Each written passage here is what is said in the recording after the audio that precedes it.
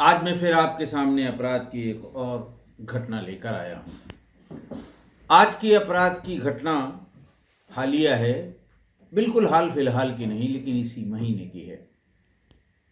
दूसरा घटना बहुत छोटी है, बहुत मामूली सी है, लेकिन उसका कारण जानना हमारे आप दोनों के लिए आवश्यक है।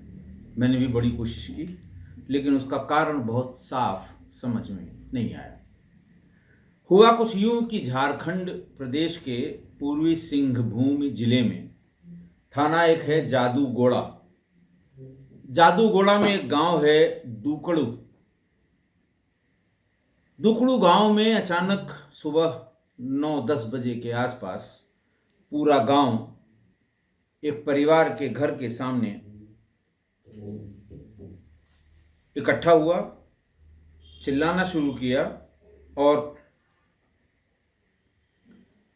उससे ये पूछ रहा था कि तुम्हारी बेटी जो 7 महीने की है उसको कहाँ छोड़ आई। महिला झगड़ा कर रही थी। महिला का नाम था सुप्रिया आचार्य। वो किसी को कुछ बताने को तैयार नहीं थी। उनमें से किसी एक ने थाने पर फोन किया, थाना जादूगोड़ा, और ये कहा कि साहब पूरा गांव करीब 200-250 आदमी इकट्ठा है और एक महिला है सुप्रिया आचार्य, वो अपने 7 महीने के बच्चे को लेकर सुबह निकली थी। उसके बाद वो बच्चे को लेकर नहीं आई है। उसके पति परेशान थे, वो कुछ बताने को तैयार नहीं थी। उन्होंने मोहल्ले में पूछा सबसे, मोहल्ले वाले इकट्ठा हुए और अगर पुलिस जल्दी नहीं आई तो तो पब्लिक के लोग यानी गांव के लोग महिला के साथ मार पीट करेंगे। खैर, पुलिस आ गई मौके पर। पुलिस ने महिला से पूछताछ शुरू की। मौके पर ही भीड़ जमा हुई थी।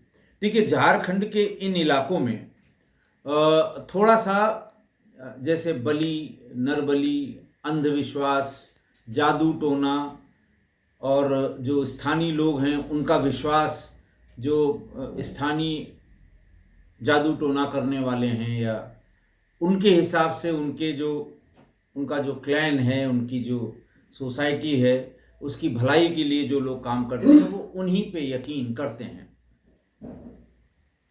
गांव वालों को ये लगने लगा कि बच्ची के साथ कोई अनहोनी इसी महिला ने की है।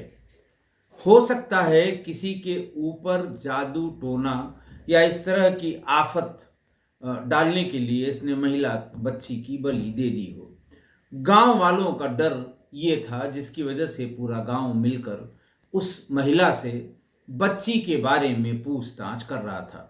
बहरहाल पुलिस ने भी कोशिश की। जब कुछ पता नहीं लगा तो पुलिस उसको लेकर महिला कांस्टेबल्स की सहायता से थाने पर आई।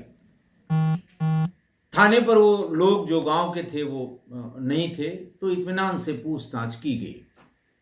काफी देर बातचीत करने के बाद और थोड़ा बहुत पुलिस ने अपना जो उसे करना चाहिए, ऐसे लोगों के साथ जो कहने पर भी कुछ बात सही सही नहीं बताते हैं, तो उसने कहा कि साहब मैंने आज सुबह अपनी बच्ची को, 7 महीने की बच्ची को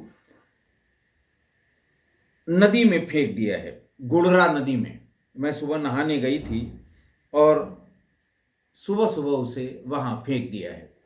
पुलिस भी हैरान हो गई, क्यों फेंक दिया है, क्या वजह थी। 7 महीने की बच्ची तो ठीक से बोल भी नहीं पा रही होगी, क्या दिक्कत हो गई, इसके बारे में उसने कुछ नहीं बताया। खैर, पुलिस तमाम और लोगों को लेके उस गुड़रा नदी के पास पहुंची, महिला को भी ले गई। जो स्थानीय लोगों के छोटे छोटे नहाने की जगह, नहाने का घाट बोलते हैं जो होता है, वहां तक वो महिला पुलिस को लेकर पहुंच गई और कहा कि साहब हम भी यहीं नहाए, उसको भी यहीं नहलवाया। फिर उसके बाद उसके दोनों पैरों को जोर से घूम के अनाज के मैंने बीच नदी में उसे फेंक दिया। नदी बहुत गहरी नहीं, स्थानीय जो छोटी छोटी रिवुलेट्स होती हैं उस तरह की नदी थी। पुलिस ने गांव वालों की मदद से, मछुआरों की मदद से जाल डाला और 2 घंटे बाद 7 महीने की उस बच्ची का शव बरामद हो गया। गांव वालों को तो सिर्फ इस बात से संतोष हुआ कि चलो कोई बलि नहीं दी गई है, यानी किसी के ऊपर अब आफत नहीं आएगी। पुलिस ने अच्छे से उस 7 महीने की बच्ची को देखा तो शरीर पर चोट के कोई निशान नहीं थे। उसे पंचायतनामा करके शव को पोस्टमार्टम के लिए भेज दिया गया। डॉक्टर्स ने प्राइमा फेसी जो बताते हैं कि डूबने से इसकी मृत्यु हुई है। बाकी कोई और अन्यथा बात या कोई फाउल चीज बच्ची को देखकर, यानी उसके शव को देखकर नहीं पता लग रहा। फिर भी पोस्टमार्टम रिपोर्ट में ये सब चीजें क्लियर हो जाएंगी। पुलिस के सामने फिर एक गंभीर समस्या थी कि आखिर इसने ऐसा क्यों किया। पति से पूछताछ हुई। पुलिस इस बात को लेकर दबाव बना रही थी या देख रही थी या जानने की कोशिश कर रही थी कि कहीं ऐसा तो नहीं कि महिला अनस्टेबल माइंड की हो, दिमागी रूप से परेशान हो, कोई उसको मानसिक रूप से कोई उसकी व्यथा हो या कोई मानसिक रोगी हो। पति ने भी ऐसी किसी बात से इनकार किया और पूरे गांव ने इस बात से इनकार किया कि वो किसी तरह से मानसिक रोगी हो। खैर, 2 महिला कांस्टेबल्स को काम पर लगाया गया। जब कायदे से पूछताछ हुई, आप कायदे से मतलब समझ रहे हैं, कायदे से, तब उसने बताया कि मेरा पति मुझे शराब पीकर बहुत मारता पीटता है। बात ये उसने कही 7 दिसंबर दिन शनिवार की है। शाम को वो फिर शराब पीकर आया, खाना मांगने लगा। मैंने खाना दिया, खाना भी खाया और उसके बाद फिर उसने मुझसे मारपीट की। खाने में ही जो कुछ बनना था या कुछ पसंद नहीं आया या कुछ ने कुछ कहा था वो बनाया नहीं गया, इसको लेकर बहुत मारपीट की। और इस बात से नाराज होकर मैंने उसी समय सोच लिया कि ये बच्ची से बहुत प्यार करता है, क्योंकि बच्ची उसी के साथ, 7 महीने की इतनी छोटी बच्ची जो सामान्य रूप से माँ के साथ सोती है, वो अपने पास सुलाता था उसे। कहने का आशय कि वो पहली एक ही बच्ची थी, वो उसको बहुत प्यार करता था, बहुत उसका दुलार करता था, बहुत लाड़ करता था।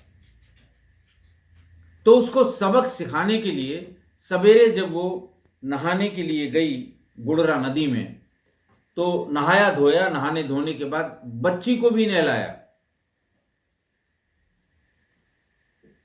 नहलाने के बाद उसको पैरों से पकड़कर जोर से घुमाकर बीच नदी का, जो भी बीच का भाग है, बहुत छोटी नदी थी, वहां पर उछाल कर फेंक दिया और चुपचाप घर आ गई। खाना बनाया, पति को दोपहर का खाना खिलाया। दोपहर में पति ने ये पूछा कि बच्ची कहाँ है। वो कुछ नहीं बोली, शांत बैठी रही। फिर वो जोर दबाव डालने लगा, फिर भी वो कुछ नहीं बोली। फिर उसके बाद वो गांव में गया, गांव के लोगों से कहा कि ये बच्ची के बारे में नहीं बता रही है। फिर मैंने बताया गांव वालों को क्या दिक्कत लगी कि ऐसा तो नहीं है कि किसी उसके जादू टोना वाले के चक्कर में इसने बच्ची की बलि चढ़ा दी हो। इसलिए और पूरा गांव इकट्ठा हुआ, पूछताछ करने लगा, फिर भी कुछ नहीं बोली। पुलिस आई तब ये बात पता लगी। पड़ोसियों से लोगों ने, पुलिस ने पूछा भी कि क्या कल रात इनका कोई झगड़ा हुआ था क्या। बोले साहब शराब पीकर आता था तो कुछ न कुछ हल्ला गुल्ला होता था, लेकिन इस तरह की कोई बात नहीं आती। यहाँ गांव में लगभग हर घर में ये दिक्कत है। मेल मेंबर जब वो शराब वराब पी के आता है और उसके मन माफिक कुछ नहीं होता है तो जरूर हल्ला गुल्ला मचाता है। और इसी तरह की एक बात, मतलब इसी तरह की बात कल रात भी सुनाई पड़ी थी, लेकिन कोई ऐसी विशेष बात नहीं थी कि बच्ची की हत्या की जाए। बहरहाल महिला को गिरफ्तार कर लिया गया, यानी इस बच्ची की मृतका बच्ची की मां को, और उसे जेल भेज दिया गया। आज की घटना, मैंने बताया ना घटना बहुत छोटी है, घटना में कोई ऐसी बात नहीं है, लेकिन आज की घटना में महिला जो एक मां भी थी उसने हद कर दी। झगड़ा पति से हुआ, तो 7 माह की अबोध बच्ची को नदी में डुबो कर या फेंक कर मार डाला उसने। पता नहीं क्या सोचकर उसने ऐसा किया होगा। मैंने बड़ी कोशिश की, बड़ा दिमाग लगाया कि आखिर उसके दिमाग में क्या होगा। उससे रिलेटेड जो खबरें अखबारों में थी उनको भी पढ़ा, कहीं कोई विशेष बात पता लगी नहीं। जो वहाँ पर मुसाबनी के पुलिस उपाधीक्षक थे, संदीप भगत, उनके भी बयान मैंने अखबारों में और बाकी कुछ सोशल मीडिया पर पढ़े। तो वो भी यही बता रहे थे कि पिछली रात में पति से झगड़ा होने के कारण उसने बच्ची को, 7 माह की बच्ची को नदी में फेंक दिया। क्या सोचकर उसने ऐसा किया, मैं बता रहा हूं कि यही मेरी समझ में नहीं आ रहा है। अगरचे ये सोचकर बच्ची को मारा कि इसके बाप से मुझे बदला लेना है, क्यों इसने मुझे मारा, तो ये भी सोचना पड़ेगा कि किस बात का बदला, और अगर बदला लिया तो उस आदमी पे क्या फर्क पड़ेगा, क्या असर होगा। दुखी होगा, पत्नी पे नाराज और गुस्सा अलग से होगा, इसलिए क्योंकि बच्ची से उसे बहुत प्यार था। इसके अलावा क्या फर्क पड़ेगा उससे, ये बात समझ में नहीं आ रही है। क्योंकि पत्नी का खुद कोई फायदा होगा, ये बात भी नहीं समझ में आ रही है। मतलब खुद फायदा होने की बात ही नहीं है, नुकसान ही होगा। जेल में रहेगी और हो सकता है एविडेंस अच्छे हों, विवेचना अच्छी तरह से की गई हो तो सजा भी हो जाएगी। मैंने आपको बताया ना कि इस तरह की अबोध बच्ची के साथ कुछ भी हो, चाहे किसी ने किया हो, गांव, परिवार और समाज के लोग उसे अपने से जोड़ के देखते हैं, जैसे कि ये मेरे घर में मेरे बच्चों के साथ हुआ है। तो अगर विवेचना ठीक से हुई तो आप मान के चलिए सजा भी होगी। इसलिए उसका कोई फायदा हुआ हो इस बच्ची को मारने से, ये भी समझ में नहीं आता। तीसरी बात कि अगर उसने ये सोचा हो कि इसको सबक सिखाने के लिए, या इसके दिमाग में हो कि रात में फिर ये बच्ची को अपने पास सुलाने की जिद करेगा या मांगेगा या बोलेगा, चिल्लाएगा, नहीं मिलेगी, हल्ला करेगा, नाराज होगा, लेकिन ये पता नहीं लगेगा कि वो गई कहाँ बच्ची, या उसके साथ क्या हुआ, तो ये बात भी गलत है। क्योंकि दिन की बात है, सबके सामने वो बच्ची को रोज लेके जाती थी, आज भी लेके गई थी, लौट के आई तो जैसे पति ने पूछा और लोगों ने भी पूछा कि बच्ची कहाँ है। नेचुरली उसके साथ गई है तो लोग उससे ही पूछेंगे, और पुलिस ने पूछताछ की तो उसी से पूछताछ की। तो ये कारण या ये सोचना कि किसी को पता नहीं लगेगा, ये भी गलत था। पूछताछ तो उसी से होगी, और देखा भी आपने कि पूछताछ भी उसी से हुई और पता भी उसी से लगा। सिर्फ एक बात समझ में आती है कि लड़की पैदा होने के बाद से उसको, उसके दिमाग में ये बात आ गई हो कि लड़की है, कल को बड़ी होगी, शादी करनी होगी, उतना पैसा नहीं है, शादी कहाँ से होगी, और इसकी जगह लड़का होता तो ठीक होता, और लड़की से कैसे पिंड छुड़ाया जाए, ये बात तो समझ में आती है। हालांकि ये सोच बहुत बुरी है, बहुत घटिया है, बहुत ही निम्न है। बच्चियों ने जो बीते दिनों में 25-30 सालों में बहुत नाम रोशन किया है, परिवार का भी, गांव का भी, समाज का भी, प्रदेश का भी और देश का भी। आप देख लीजिए झारखंड के अलग अलग इलाकों के गांवों में लड़कियां रील्स बनाने के लिए बहुत फेमस हैं।